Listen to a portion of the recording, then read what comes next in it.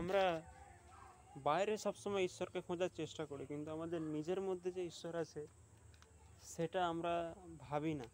কিন্তু নিজের মধ্যে যে ঈশ্বর আছে সেই ঈশ্বরকে জাগিয়ে তুলতে হবে, তবেই আমাদের মানব জন্ম সফল হবে। আমাদের প্রত্যেক মানুষের মধ্যেই তো ভগবান শ্রী বিষ্ণু নারায়ণ তো আছেন, যিনি আমাদেরকে পালন করছেন।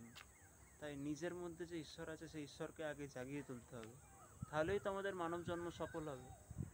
আর নিজের মধ্যে ঈশ্বরকে জাগিয়ে তুলতে গেলে সাত্ত্বিকভাবে জীবনযাপন করতে হবে, সাত্ত্বিক খাবার দাবার গ্রহণ করতে হবে, সকাল সকাল ব্রহ্ম মুহূর্তে ঘুম থেকে ওঠার চেষ্টা করতে হবে, সৎ পথে সৎসঙ্গ করতে হবে।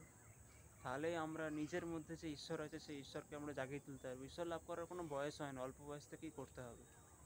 তাই নিজের মনের মধ্যে যে ভগবান আছে, নিজের মনের মন্দিরেই তো ঈশ্বর আছেন। কন কন মে হরি, শন শন মে হরি, মুস্কানো মে সুবন মে হরি। তাই নিজের মধ্যে হরিকে জাগিয়ে তুলতে হবে, তাহলে ঈশ্বর লাভ করা সম্ভব হবে। I am till 22 years old, but I love God, ভগবান শ্রী হরি নারায়ণ।